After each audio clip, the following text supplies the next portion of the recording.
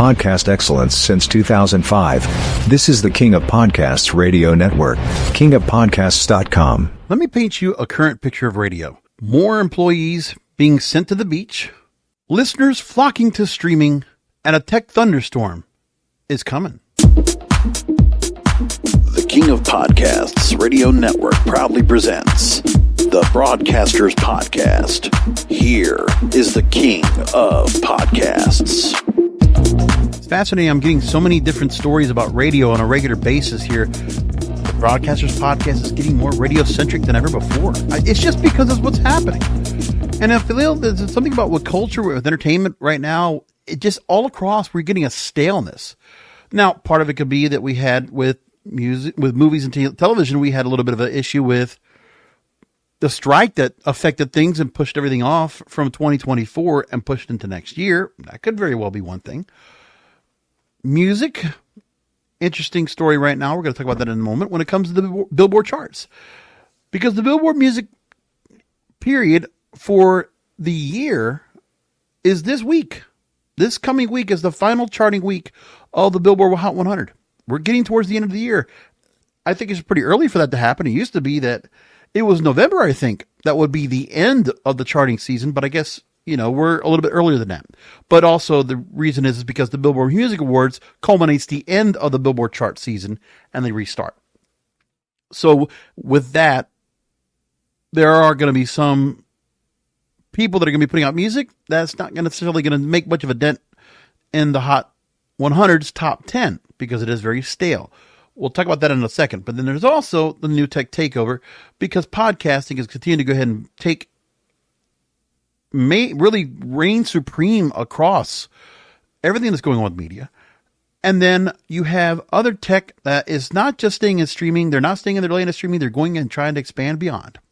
Talk about Spotify taking some of YouTube's ground when it comes to music videos. But we're going to all wrap all that up into one nice bow here on the Broadcasters Podcast. And thank you for listening to the program. Finding the show as you always do. I really do appreciate it. Kingofpodcasts.com. Kingofpodcasts.com as we do the show. And when I look at where we are now, fascinating. This is episode 353, by the way. So here's what we got. Number one, radio for me, I've been hampering about it.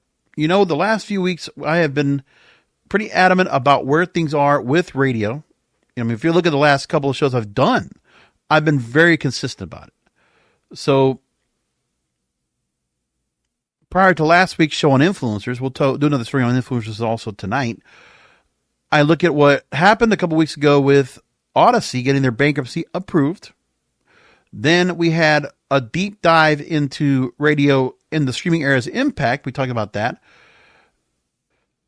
And then I did a story at the start of September talking about the charts tell all and where things are with America's ailing radio airways. So the Billboard Hot 100, let me explain something to you here about this here. Now let's look at the story that came out from Billboard, which was a very fascinating story. I had to go ahead and sit on this one. This is the headline for the program tonight. 7 songs have hit new highs in the top 10 over the past 3 months. The longest dry spell in the chart's history. Yes, the top 10 of the Billboard Hot 100 has been stagnant. Very little change. Very much at the top. Now, that's not just Billboard. That's also across the world. Because if you listen to the chart, if you look at the charts right now in other countries, there's not much of a change at the top either. For whatever reason, there's not that much new music that's been coming out. Like we had a real lull of music January, February. March, we started seeing a real jump into what we had of the year of music. And, when we get to the end of the year, we'll go ahead and obviously highlight on that. But when we look at what's happening here, Gary Trust, who is very good at doing these kind of stories when it comes to all the stories of the chart. He's a chart beat writer, and in the summer, we had a lot of songs that were coming in. There's a near fall freeze, he says. So from the beginning of July through October 19th, only 7 songs have reached new peaks in the top 10. Shabuzi's Abar song Tipsy is now in an active 14-week reign, the third longest this decade. It started July 13th. There is nothing right now, nothing at all, it looks like, that's going to take away the chance for a Bar song to surpass Old Town Road by Lil Nas X, who beat the previous record at 19 weeks in 2019. And that was beating Despacito, which was Justin Bieber song, I think it was 2016. It's just surpassing. Now, is Shabuzi's A Bar song that big a story? No, not necessarily. It's a good song. But it also is indicative of the country music mainstream push that has happened from last year into this year. We see it a lot. But this year, it's the formula that we've talked about many times before. I'm pretty sure you know what I'm talking about. That radio has its own little issue where when you look at... I go back to something I brought back a couple of years ago, back in 2019. From the very beginning of the inception of the Broadcasters Podcast, when it was called Creative Not Corporate. The dataface.com, I don't know where this really came from, but there was this study that came in talking about the trajectory of a hit song that goes from the Spotify or the Apple's top 50 chart and then translates into the Billboard 100's top 50. And so they took a song at that time. It was Logic's 1-800-273-8255. And they show that in the chart, the song was a smash. It was 5 times platinum in the US. It got 2 Grammy nominations. And then the song caught fire within days of its release, which has been very constant right now.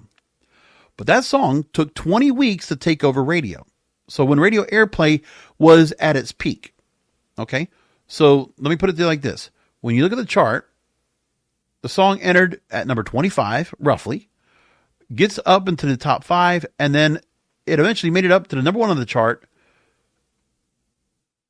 But you got to look at what's going on right here. Okay, so radio, it takes the 20th week for that song to finally go ahead and chart and to be something that is going to start being played on radio, because radio is a secondary market. Let's make that clear. And then it wasn't until the 30th week, roughly 10 weeks later, that the song would be near number 1 on their side of the specter. That was what was expected there.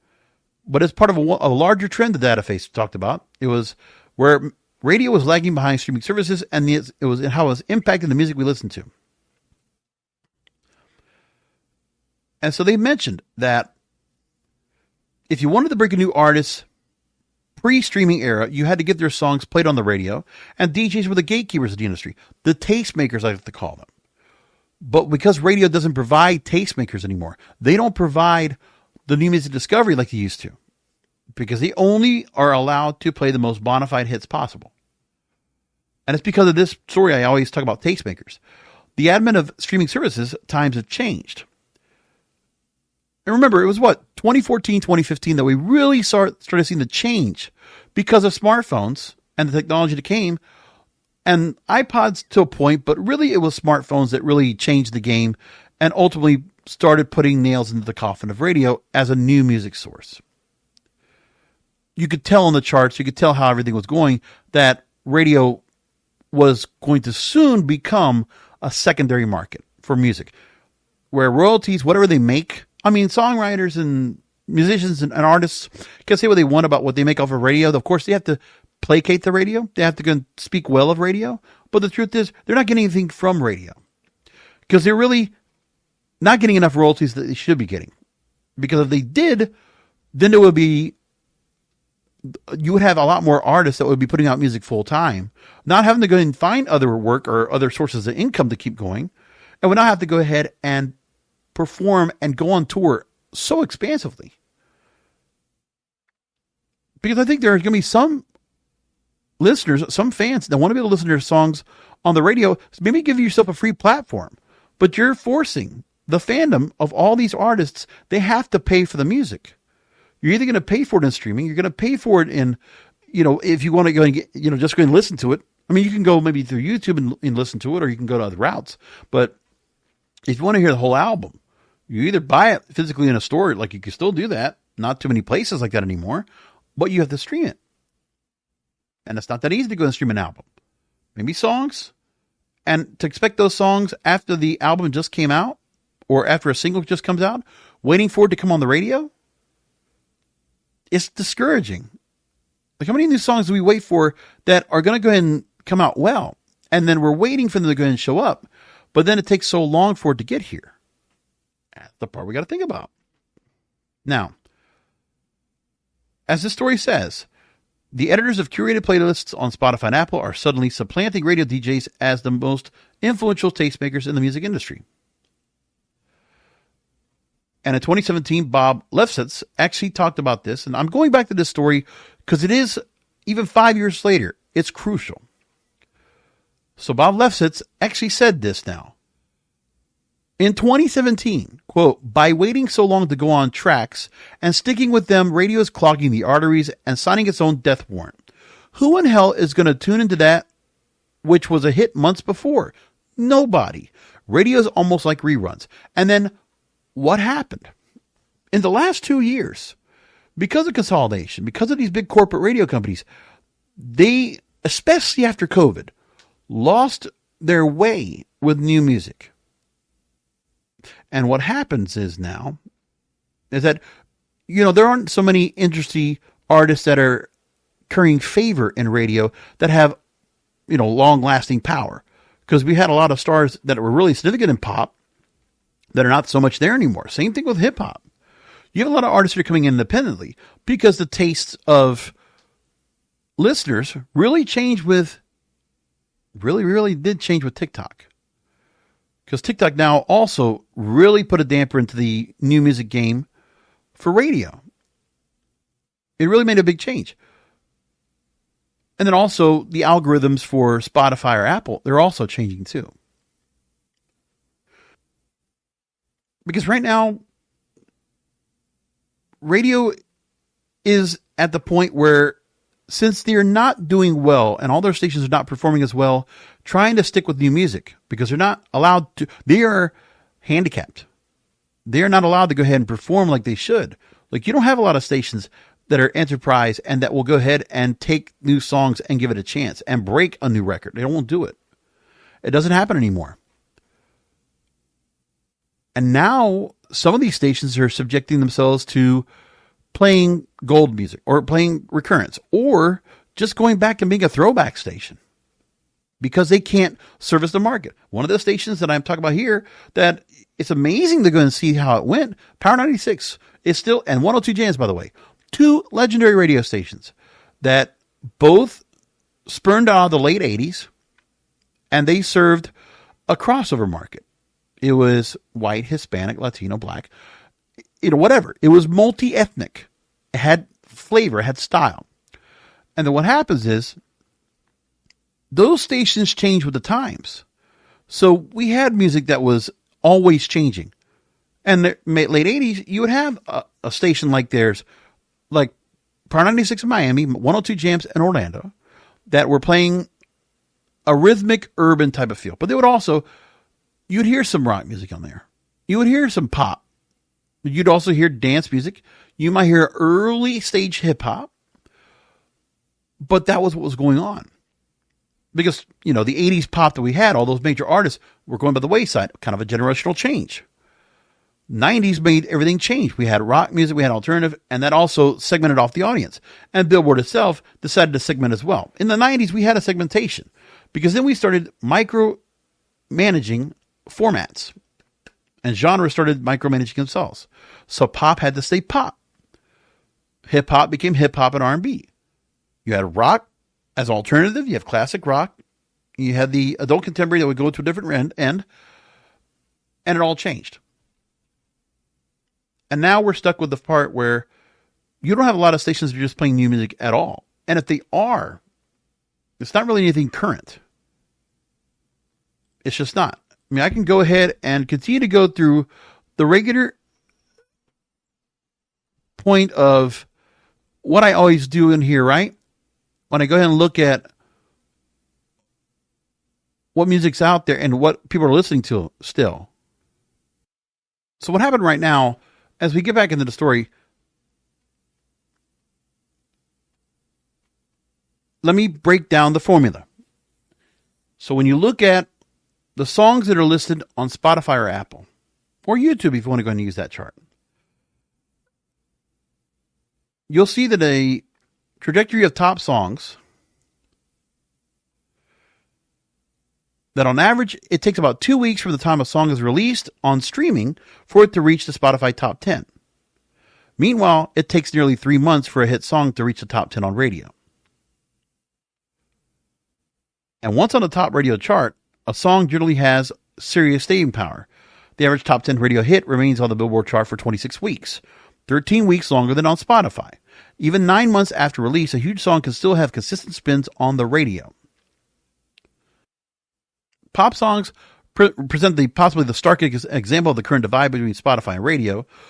A pop record exits the Spotify top 10 right around the time that it enters the radio top 10. So the thing is, for pop music, it's that trend. First, the primary market is streaming. And roughly 12 weeks or so, or roughly 3-4 months, song is a little bit tiring, and then radio gets the good work on it. But what's once that? It's like taking something that is brand new and trendy and hot, and it's like, okay, you're going to find that particular item at Nordstrom. Okay? You're going to find it at Gucci. Putting it on radio, it's like you're listening to it, you're getting it from TJ Maxx or Ross or Burlington. Pick them. Marshalls. It's like that. Now, there's obviously a market for that. People can go enjoy it. That's okay. But that still holds up. It's amazing. 5 years later, and that right there continues to hold point. And it's like, that's the part I'm always trying to understand. So when I look at what the Spotify charts look right now compared to, there is a thing where there are certain artists that are doing really well across the board. That still the streaming is doing well for certain songs, and that's why everybody kind of looks at what they are right now. And the weekly Spotify USA songs chart, we're going to just take that as an example and put it up against the media base chart, the top 40 chart that we have currently. So if you look just at the top 10 right now, Taylor Swift's I Can Do It With a Broken Heart is top 10 right now. Benson Boone, Beautiful Things is 9. Die With a Smile is 8. 360 Charlie XTX is 7. Two Hosier Sweet is 6. Good Luck Babe, Chapel Roan's 5. Bar Song Shabuzi is 4. And then Sabrina Carpenter comes in with number 2 and 3 with Espresso and Please, Please, Please, respectively. And Birds of a Feather is currently number 1 in radio. Now, on Spotify's chart, the top 10 is Sailor Song by Gigi Perez. I don't even know it's on radio. Like, even if I just look on the radio chart for Media Base, I couldn't tell you if it's there or not. But let's just, for the hell of it, let's just see if they actually have it up there or not. And I could tell you that Sailor Song is not on this list. The top 40 right now in radio. I'm looking for the week of October 10th through October 16th. Nothing. Let's go forward with it. All right. 9 is I Had Some Help, feature Morgan Wallen. 8 million streams right there for that song this week. Shabuzi's a Bar Song is 8, and that's at 8.8 million streams. Then you have Espresso, Sabrina Carpenter, 7, right? And all those songs right there, they are in the list. So if I look at I Had Some Help, it's not here because, of course, a country song would be hard to go ahead and play over on pop radio. So it's not on here, not on Media Base, which is representative of radio in general, because there are plenty of stations that will report to Media Base, and they're controlled by as such. Jimin from BTS and Who is 6. Good Luck Babe, Chapel Roan's 5. Birds of a Feather is 4. And then you have at the top here, Timeless with Playboy Cardi, the weekend of Playboy Cardi. That song just entered, and it made number 1 in the U.S. on the Spotify chart. It's currently number 3. Taste, Sabrina Carpenter, is number 2, but that's also the most current single from the album, Short and Sweet. Meanwhile, Taste on the Media Base chart is number 11. It's number 12. It's still behind pretty much. And then Die With a Smile is number 8 currently on the chart over here for Lady Gaga and Bruno Mars. Now, this chart doesn't tell me how many weeks they've been on the chart, but I can tell you that it's been there for a while, if I had to go and look for it. And that's what's unfortunate. Like, there's these songs that have been around for a while, and they don't, you see them here, and it's like, okay, so what's the story? Why can't we get somewhere where, we notice how long they've been around for themselves? And when I look at the charts, so Birds of a Feather, it's 21 weeks on the chart right now. And Billie Eilish being an established artist, that's why that song probably made it up to the chart on radio a little bit sooner. Sabrina Carpenter is this year's darling, and she's more or less made her stuff up in the radio, but even she doesn't always continuously be up there. Now, Espresso, Please, Please, Please, 2 and 3, if you find those songs anywhere in the world, on streaming, they were definitely hitting top 10 back in March and April. Same thing with Chappell Roan. Benson Boone's Beautiful Things, I think that goes back to February. And currently, 38 weeks on the chart right now, currently, as it is right now. By the way, another song that's been up for over a year. Well, it was continuing the chart, was Teddy Swims and Lose Control, but that's more onto other stations, so not so much pop radio.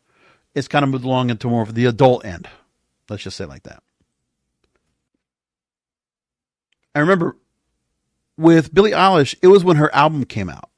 So Wildflower also now is a song that's starting to carry up into the top 15 right now of the Spotify charts. But for Billie Eilish, Birds of a Feather is number 1. And if I look at the top 50 right now, no, her song's not there at all. None of her other songs are listed. Meanwhile, there's a handful of songs that could definitely be right now playing on a regular basis, but they're not. Another artist, Gracie Abrams, I Love You, I'm Sorry. Song is still climbing really well. 12 weeks for Gracie Abrams. You would think that she might have a chance to be a next pop darling, but she's not. She's not even on the media-based list, so the radio list don't even have her. So if she's being played, it's outside the list. Outside the normal end of where things are, or where people can go look. Anyway, now you understand my point.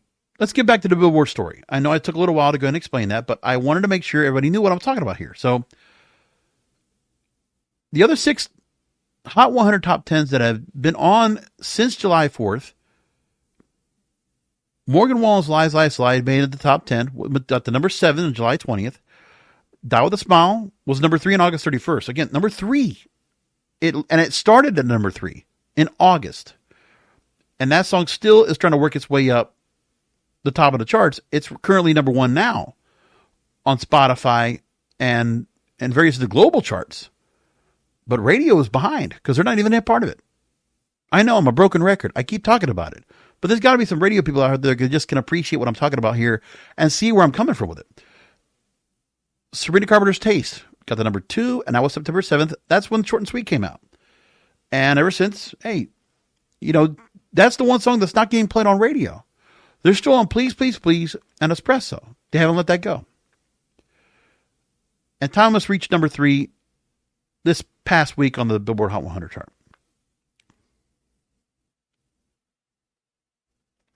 Lose Control, Teddy Swims has been on the Billboard Hot 100 now for 39 weeks, tying for the 5th longest top 10 stay in the chart's archives.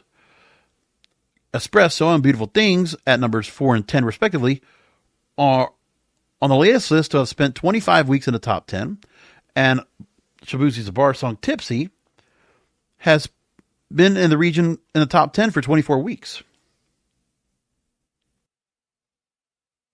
And at first, streaming really didn't respond so well to it. But radio's really pushed it up there over the top. And so it's been a sleeper hit that just out of nowhere, really, it did skyrocket. We knew it was going to be good, but we didn't think it was going to be this good. And here's the thing. So with radio, Die With a Smile, and nearly a 5-year run of multiple Hot 100 Top 10s, posting new peaks every month since.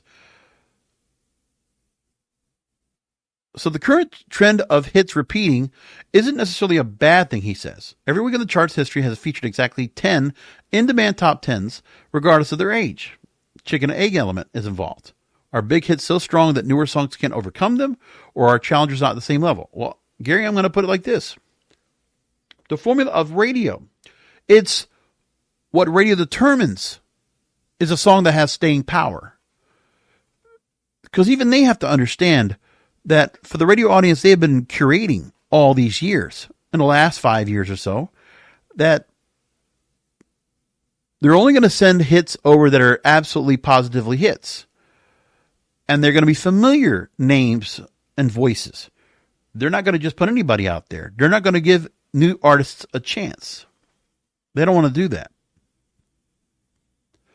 So behind the relative lack of movement of the Hot 100's top 10, one thing is country strong. You had Sabrina Carpenter that did very well with her album and having 3 songs that just dominated up there. And she had a good album bomb that she had back in September that held up pretty good. But for her, it's a breakout year. It's like what Olivia Rodrigo had a few years ago. This is her year. She has blown up.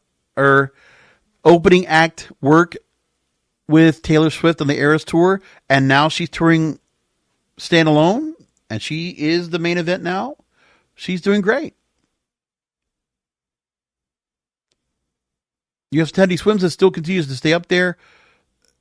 It's one of 28 hits ever in the Hot 100 history to log 60 or more weeks overall on the chart. I think the last one that did something like that was Harry Styles, As It Was. And yes, rest in peace, Liam Payne. That really did suck to see that this week. So young.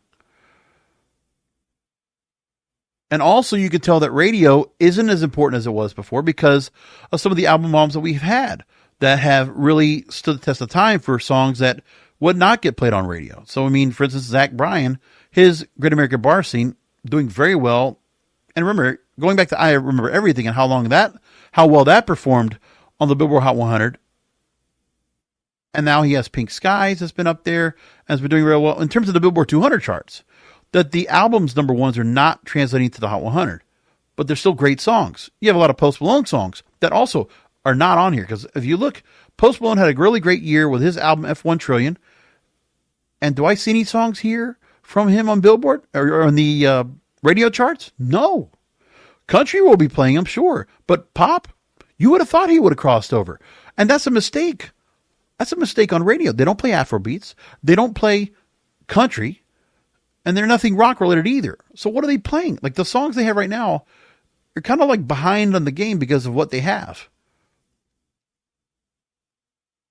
And it's a shame because all the songs, when I look across the board, except for a couple of artists that they'll always bring up because there's a favoritism to them.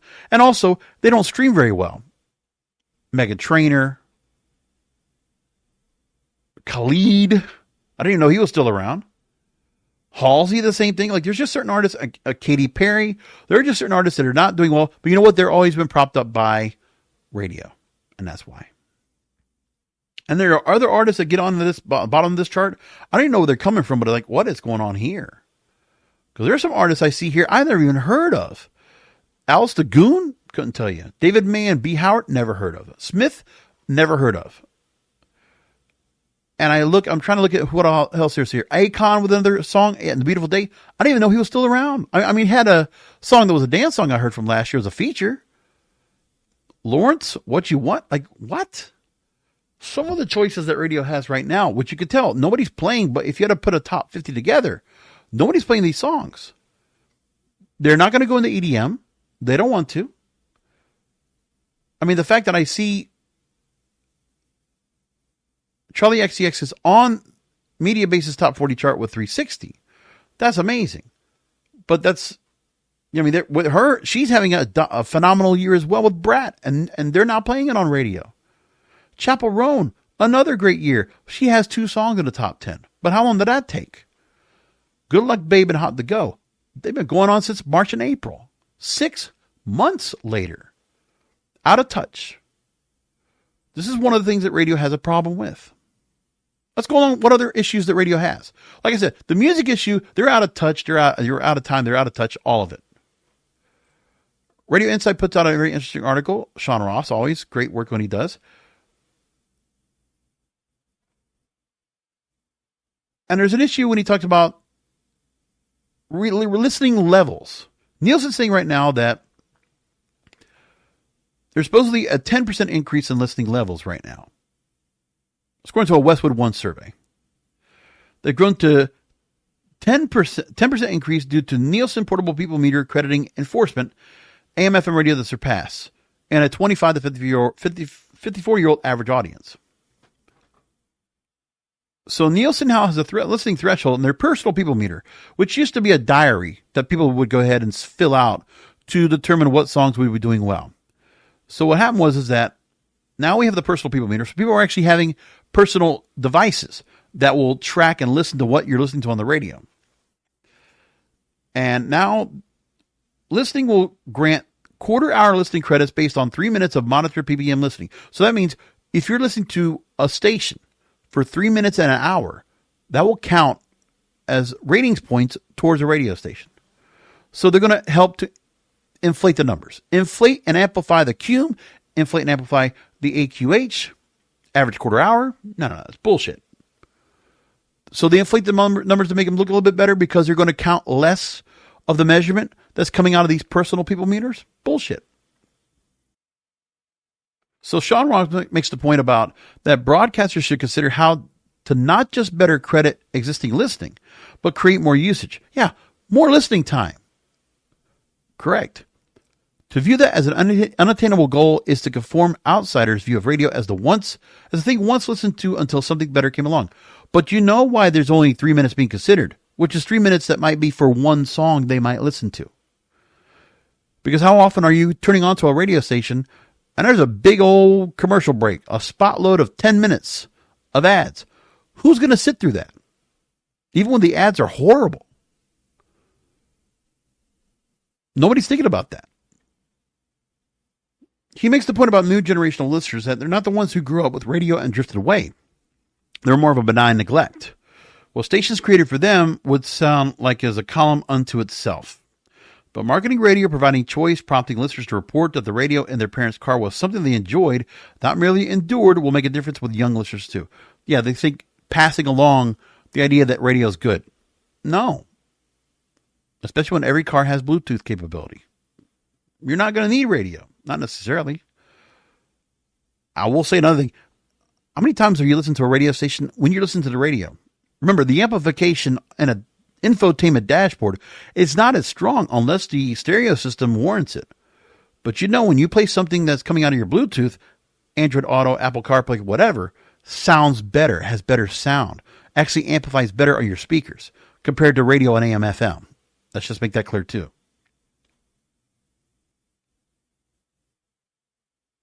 But this idea that Nielsen's going to go ahead and help up the ante and, give a little more credit so that numbers can go up, that'll help bring in more advertisers possibly, it's not going to happen. If I were considering advertising on radio, I would ask myself the one question. Okay. So how often do your listeners on average listen to your station? How often are they listening? Are they listening all day? An hour a day, couple minutes? What's the average? Because it used to be, if you listen to the radio, we would have it on all day and not turn it off. But how can you do that now if you want to go and listen to it when it's not good? I mean, it's one thing if you have programming that's so good that you'll be able to make people stay around to listen to what's on the air, and you'll ask for forgiveness over permission because you're making somebody listen to so many ads. Think about what Howard Stern was able to do for years. I mean, one thing that Howard Stern did do that everybody else took advantage of is that guy could go ahead and do maybe 30, 40 minutes of his program, and then he would run 10 minutes of commercials. Easily, or 12 minutes. I mean, the spot loads were ridiculous. And for people to go ahead and listen to Howard's voice in an ad and how much they were paying for it, incredible money. Ludicrous money he was making back then. So that's the story that came in from there. But then there's also Nielsen's plan that we talked about. But there are tune-out culprits they talk about. New Voodoo put out a study saying for stations to help understand what listeners find most off-putting. So again, Nielsen's plan to alter radio listening to 3-minute increments down from the 5-minute rule, expected to roll out in early 2025. So it'll better align radio with today's shorter media habits. Best is illustrated by TikTok videos and YouTube shorts. Lee Jacobs, who is Executive Vice President of Research for New Voodoo, says that he suspects top 40 and alternative rock stations will get the biggest lift, but there are also unexpected outcomes when ratings methodologies are revised. So in their survey, while commercials are often the one thing that people complain about the most, the research found that among radio listeners, it's the 8th biggest turnoff to them. And a top 10 list of tune-out catalysts. The biggest factor that was in here, these catalysts, too many bad songs. And bad songs can be songs that are burnt out. They've already listened to them over and over. 43% is talking about things that don't interest me, which every host has to do right now because they're talking about gossip or other things that they don't care about, or talking about promos and things like that people are not going to participate in.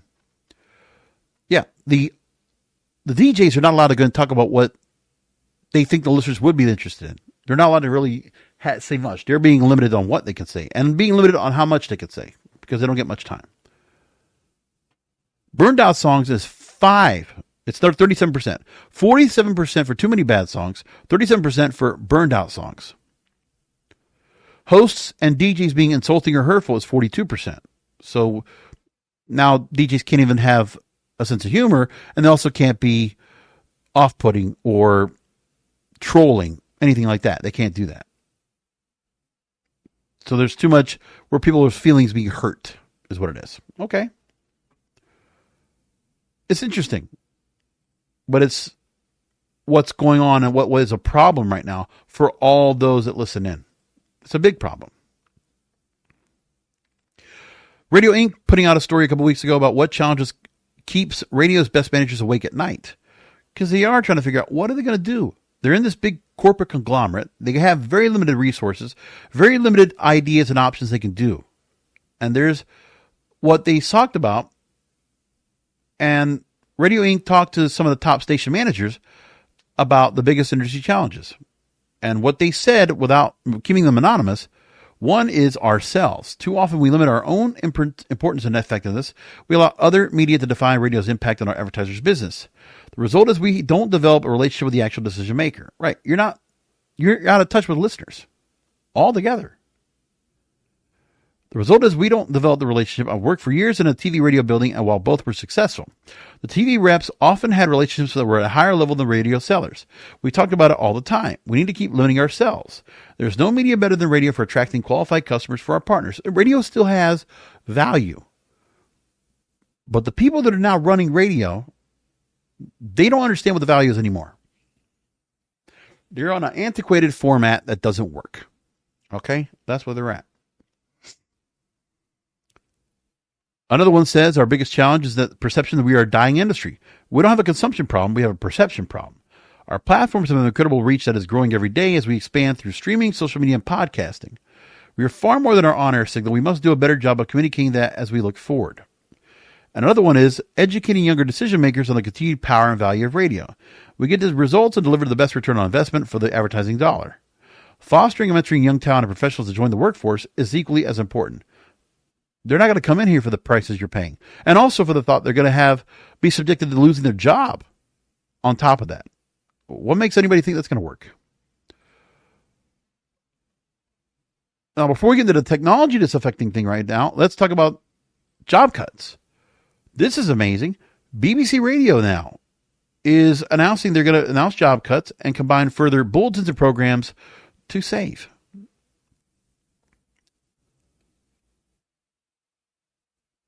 So these are being affected to BBC 80s Network and BBC 5 Live as proposals are being done to cut dozens of radio jobs across the newsrooms.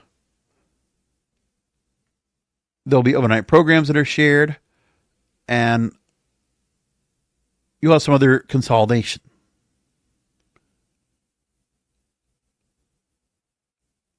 There will be 185 roles and 55 opening up with a net reduction of 130 posts. So you're going to let 185 people go, and then you're going to hire 55 at lower pay, probably without any benefits or nothing because of tenure. Okay, you're going to have those you can send off on severance, and they're going to bring in people on a lower dole. That's what they're going to do. That's not good. Now, that's not affecting some of the more higher listen stations. This is just across the board for other networks that they serve that are not performing as well. So they're making cuts. The NAB show happened this past week. Of course, I don't get to go to that show. I would love to go to that show, but, it's what it is. I'm sure the likes of Curtis Legate, the president of the NAB, and Bob Pittman and all these other people would probably not like me there anyway because of my past comments. I actually thought that Spreaker gave me a trouble with my platform hosting because I thought Bob Pittman probably got like a point on me because I was having a little trouble with the platform, but it's getting all fixed. It's okay. But I actually got pissed off and started thinking that was something to do with Bob Pittman. Like he had personal honest of me. I'm thinking, well, maybe is he punching down on little old king of podcasts? Really? Come on. Probably not true, but anyway, I just like to think that. So there was a panel of production and tech executives at NAB's show in New York that's saying that radio and podcast companies, both large and small, are devoting more resources to podcasting as the channel continues to capture more ears. So Matt DeGroot, who's a VP of production at Crooked Media, the makers of Pod Save America, they said, quote, "It's really important for us to make that back-end production flow as quick and seamless as possible. Since the news has an ever shorter shelf life, tech enables a quick turnaround that is crucial." And this is from Matt DeGroot, who's at VP Production. They talked to Yurvant Kashishian, a sales engineer, trainer, and technical director at Varto Technologies, that the media production company focuses on reliability when building environments for radio, podcasting, and video production. Quote, "We want to have the best equipment possible that will hold up and allow the creatives to be creative so that they can efficiently produce that content. While once a luxury, video is increasingly viewed as table stakes in the podcast arena. They have to have video these days because it allows you to get the message out and spread it around in so many different channels and mediums." Yeah. I mean, if you want to get yourself on YouTube or other video channels or even X or any other social media, sure, you can do that. But I'm still of the impression with all the content that we do, at my full-time outfit and what I do here independently, I mean, yeah, I could go ahead and do video, but a talking head's a talking head. I mean, it's okay if you are putting other elements into it, but that's the most important part that's going to be said. If you're putting other elements into it, you need visuals, you need graphics, and you need to go and play clips, then yeah, probably does work out for that. And then we talk about certain live environments. They want to also try to make the way of being able to go ahead and deliver high quality audio and video. And the group also said that they use, say, like Riverside Technology, which is a quite good audio video platform where you download the interview to computer locally and then upload it afterward. And when they're doing shows where they have to go remote and they have to use Riverside, that the product they're getting back is a perfect camera feed, just a lifesaver for them. Now, for radio podcasting, for news and talk radio stations, it's content generating machines because most of the programming that they talk about with one of the panelists that's from WABC in New York, WABC AM 770, and owner Red Apple Media, they said they could tap into a gold mine of content for podcasting to the other channels. Quote, "If we're generating 24/7 live content, we need to have a team that can go in and identify the moments within that content that are going to have the most impact and turn that around. Is it a podcast, a TikTok post, an Instagram post? It's going to get all sorts of different flavors to it once that content is produced and sent out to the distribution channels that we have." You know, I know that they're talking about that part where they feel like the content is going to be the only place that they're going to go ahead and find content for their shows, and they might be the only outlet they're going to get it. So, like, that's what they think. People will just be content with that. But I always think the fact is that, you know, I mean, for those who want to do long form shows and cut it up, sure. But for me, because of the programming I do is 30 to 60 minutes. I want to make sure I still have my content available to a point where if I put it out there, then I know I'm still going to have an audience that hopefully will make the gateway. They'll make the jump from the audiograms that I put up and come on and listen to the podcast, which they normally do. When I do that, I can see a difference when I have an audiogram that goes through, and then eventually I might see a change across and say, oh, okay, somebody's coming in to listen to my show. They found me on the audiogram, and they click through and they find it. And I don't necessarily go through and think, oh, I need to go ahead and look at what would be good for Instagram or TikTok. No, I just put the same thing up there and repurpose, which everybody else does if they're content creating, for the most part. And you know what? I don't worry too much about the differences because when I look at what I have, I'm able to build audiences with what I'm doing, and sometimes it doesn't work as well. Like, it's interesting that when I look at what I'll do for, say, Facebook, reach isn't so much of how I'm going putting it out there. For Instagram, it's much different. But also, like, there's a change on what I'm getting that might not do as well either, because some content doesn't resonate as well. That's okay. Up and down months. But if I'm able to get some audience to come in, because I'm not worried so much about the social numbers, hoping that they're going to go and come across and go better. My thing is that I'm just hoping that people will go and catch it. And you know what's interesting too? Don't ever dissuade yourself from a social media site like LinkedIn. Believe it or not, I can't believe how many times I put stuff on LinkedIn and it performs good. Like, my engagement is significantly good. Because right now, of everything that I have, I can't look at everything on X when it comes to analytics. Facebook and Instagram is kind of a crapshoot. TikTok can sometimes do good. It'll do good for me sometimes. But for the most part, I'm looking right now at LinkedIn. For whatever reason, I'm up in impressions, I'm up in followers, and I'm up in search appearances. So that works for me. I'm getting something out of that. I'm getting somewhere, which is great. And if I look at the normal impressions that I get on a regular basis, it's pretty well high. I mean, it's not bad.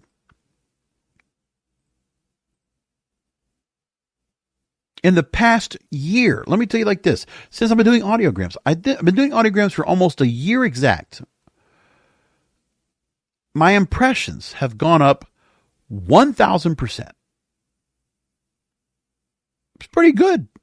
1,000%. And my member count has gone up 834% year to year. I'm impressed by that. I didn't know it was that much.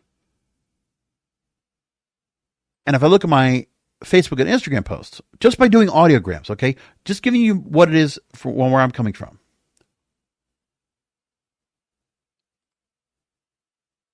If I just do this year and look at what I have,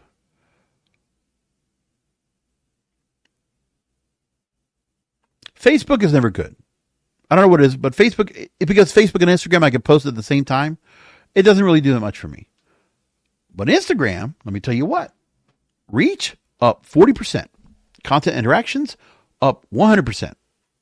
I have increased listeners, or followers, excuse me. It's pretty good. It's pretty good.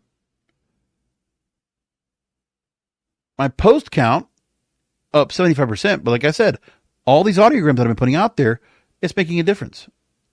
I mean, just in the last year, and this is actually from January to October, increases.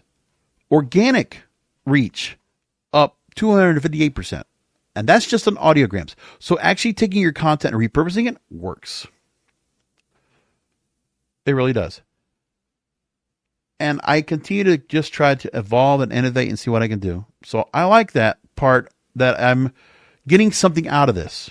And that the extra work that I put in to do audiogram clips on a regular basis is working for me. That's good. Spotify is taking the next step in its effort to become a video platform. So it's not coming to the US yet, but 85 new markets now have music video streaming on Spotify. That's awesome. So music videos went into beta back in March, and it was offered in 11 countries. And now 85. Music videos on Spotify are still in beta, and a spokesperson talked to Music Business Worldwide and also to The Verge, and they said that availability can vary across markets and tiers, but of course, if they want to make sure it's going to do well, they're going to wait until they get it all set and right, and they're testing in other markets. But the U.S. is part of the future for it. Spotify said that music videos increase engagement on the platform, that users who discover a song and then watch the video are 34% more likely to stream the song again the following week compared to users who only streamed the audio. Songs just discovered through music videos are 24% more likely to be streamed or shared the following week. So they already know that YouTube makes a difference on making people to go ahead and listen to music. Which is true, because that was the MTV effect, the BET effect, the VH1 effect, the box effect. When we did get that visual showcase of a song, yeah, it did make us want to listen to the song a lot more, because we'd hear the whole song in its entirety and add a little more elements and get some more to the creator and to the vibe, the mystique of it, the whole feel of what the music video entailed. That was the message being told in the song. You get that right now with some of the artists that you watch on TikTok videos, because you're not getting the video. But I'll tell you what, for those that are content creators, for those that are artists, music artists, while they're doing, when there was a thought that video is not worth spending money on, like when a record label decides, here's so much money to commission on a music video to push on a new single for a new album. Imagine now that YouTube is not only the player that is out there, imagine Spotify doing it, and eventually Apple Podcast or Apple Music doing that. Imagine if those two platforms start adding music videos on top of everything else as another way of music discovery, and then all of a sudden, here we go, you're going to catch up on something, you're going to listen to it. Imagine if that were to happen. That'd be awesome. And if Spotify is able to make that something that you can cast onto a television set, imagine how many different places you can go to that you'll see that are playing music, but they're also playing on television. Because there are some stores and restaurants and things like that that they might have music playing out there, and then they have it where you can watch it on TV. Imagine what that would look like. That'd be incredible. One more story before we wrap things up. The Wrap putting out an op-ed piece, Who Needs Critics When You Have Influencers? And they were talking about how they had a screening of Alien Romulus on August 8th in Disney, or Disney holding a special screening in Irvine, California at a 4DX theater. Now, at that time, there was a D23 all Disney fan convention. Social media influencers were invited to the screening. And the press screenings for the movie were going to be done 4 days after the influencers only screening. So the influencers were the first people to go ahead and see it before the critics. And Disney stated a different embargo for professional critics and journalists to see what would happen if you had the influencers promoting movies before the critics to get the movies off the ground. So Alien Romulus was originally earmarked for a direct-to-Hulu premiere, and prospect review by box office prognosticators is pretty limited. But the frenzied response by early audiences and the interest in the sequel increased dramatically. And Alien Romulus, on an $80 million budget, took in $350 million worldwide. Success. Now, they've done this the same for movies like Borderlands and The Crow, which tanked this year. And the same thing happened. But at least the first wave of reactions were from a less discerning and historically not, if not hysterically positive crowd. So not trusting journalists some more to be the critics for the movies or to be the people that prop up the movies. The Siskel and Eberts, the Rex Reeds of the world, those are all gone. Now, for the last decade, studios have been working with social media stars, and the way studios treat influencers and preference for influencer opinion lead the discussion over more traditional critical analysis, intensifying in recent months. Influencers seeing movies and sharing their opinions about those movies much earlier than traditional film journalists and critics. It's the latest blow to the dignity of film criticism. While thoughtful discourse around movies are now largely reduced to whether or not something is deemed fresh or rotten on Rotten Tomatoes, it makes sense studios will look to social media to try to get butts in seats. They try to say it's not out of disrespect to critics, But influencers is just another word for fans. And if you don't give the fans ownership and let them get a point of view first, it's hard to manage your brand. They're really the gatekeepers. You want to give them a chance to own and advocate something before it goes to critics. But then you also have to say for the critics, for the influencers, that they are putting their necks on the line if they're going to go ahead and support a shitty movie. Okay, so if you're out there putting yourself out there saying, hey, Borderlands or The Crow was really good, or Megalopolis, and you're just putting it out there, and you're a sponsored influencer to promote that, well, watch yourself, because you know what's going to happen if you put yourself out there. You know, there's the one thing where you have your organic audience that's been following you, and they follow you to a fault. But now they'll decide, oh, okay, you know what? Sorry, Straw Hat Goofy. Now we know you're bought and paid for. We don't know what you're putting out there, Perry Nemiroff. Oh, you're putting this out about a movie? Maybe we don't agree with you so much about what we think about the movies anymore, because you have persuaded us to watch some duds. Put it like that. Anyway, come back next week for the Broadcasters Podcast. Remember that content is king, and the control of your content is in your hands.